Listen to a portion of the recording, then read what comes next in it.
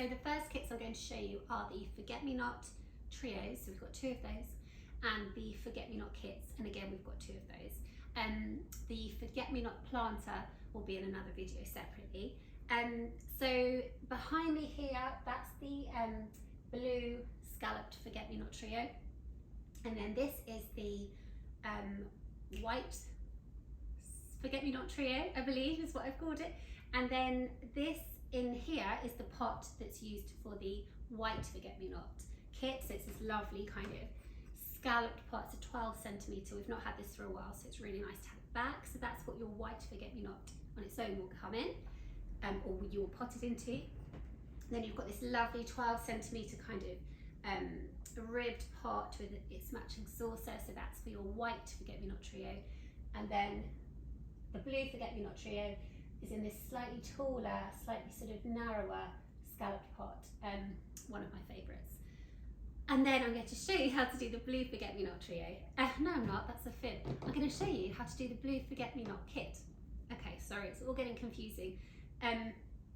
My kind of aim was just not to do all of them because they're all exactly the same in terms of care, how you pot up, how you look after them.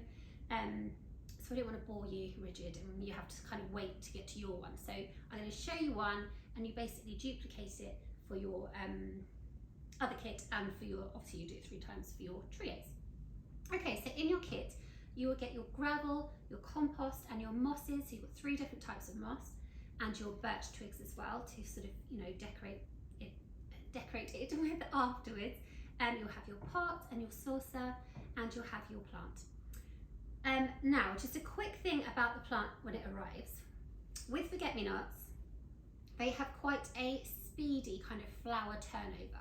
So you'll get lots of flowers, but they do go brown every kind of couple of days. You just pinch them out and then more come. So if it arrives and there are kind of petals that are brown, you simply pinch them off.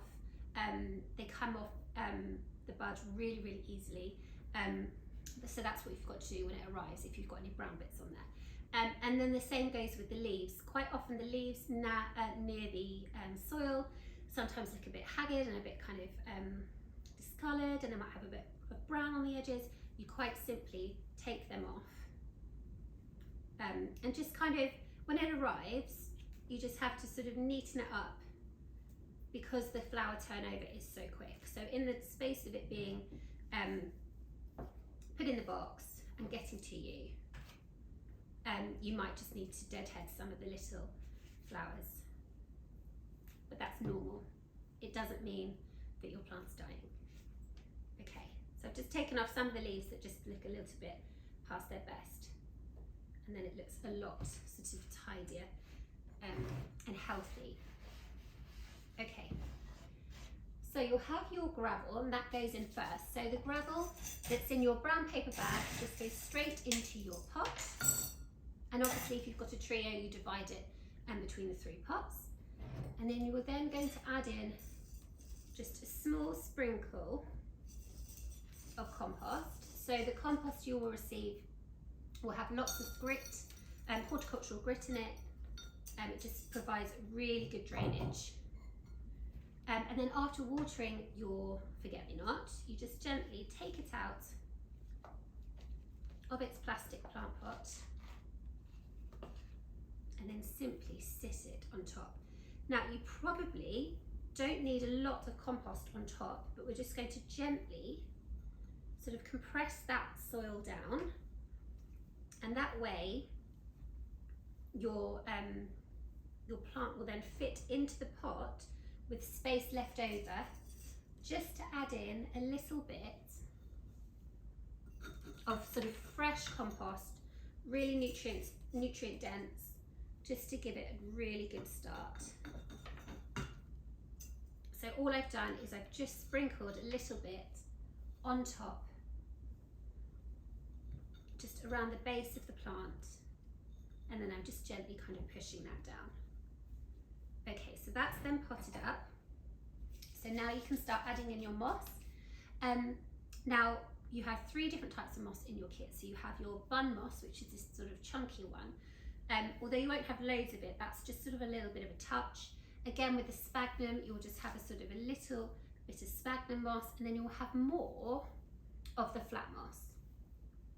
Now, the reason you'll have more of the flat moss is because it just sits a little better around your plant, sorry. So I'm just going to add some there. And this simply just goes on top of the compost. I'm just going to add some sphagnum moss, sort of like a two-tone kind of colour. And then I'm just going to pop in a little bit of the bun moss. You can take the root structure off, which is the kind of brown bit at the back, and then just pop that on top. And you'll find that your plant will relax into the pot in a few days' time. And again, you can take off any leaves that you don't want on there around the base. Okay, now we can add in our twigs. And you can put as many or as little twigs in as you like.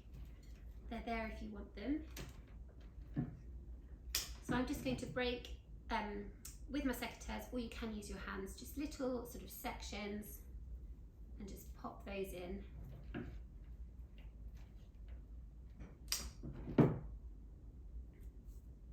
And then gently feed them through. Even when you're feeding them through, it's so foliage dense as a plant, you might not even need to reach the compost. The foliage will just hold those twigs in place for you.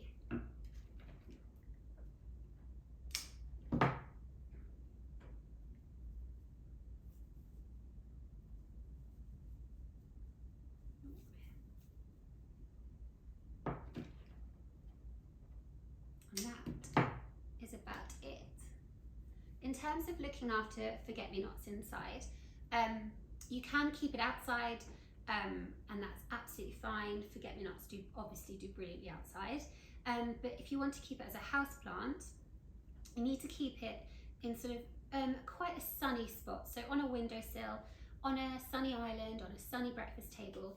It doesn't need to be in direct sun because it does do quite well outside in shade. So inside it just needs to be slightly brighter than it would have been outside. So pop it somewhere relatively sunny, although it doesn't need to be sort of really, really bright. Keep the soil damp. So forget-me-nots, I find indoors, are quite thirsty plants. So you're probably looking to water twice a week. I'd say the best way to water is to bring your pot, put it in the sink, water it, let the water all run through, so it's going right down to the roots. Make sure you've got water coming out of here, because that shows that the water has gone all the way down. And then tip out any excess from the saucer so it's not sat in sort of a pool of water. And then, yeah, sort of re-water kind of once you feel like the top centimetre of the soil is dry, and give it a nice drink. In terms of deadheading, so as I say, the flowers do go over quite quickly, probably every 2 days. That's completely normal for a forget-me-not. So once they go brown, you simply just pinch them off, and they come away so easily. It's quite a satisfying job. And then that will then encourage more blooms to flower. And again, just take away any leaves that turn a bit yellow or just don't look healthy. That's again, completely normal. It's a really foliage dense plant, so you can just take those away, and that's about it. So sort of indirect, reasonably sunny spot, doesn't need to be really, really bright. Keep keep the soil as damp as possible, but not waterlogged. So make sure there's no water kind of sitting in your saucer. So make sure you discard that. Deadhead the flowers when they go over, and that's about it. So there you have it. So that is your blue forget-me-not kit. Then you'll have your white forget-me-not kit, your white forget-me-not trio, and your scalloped blue forget-me-not trio as well.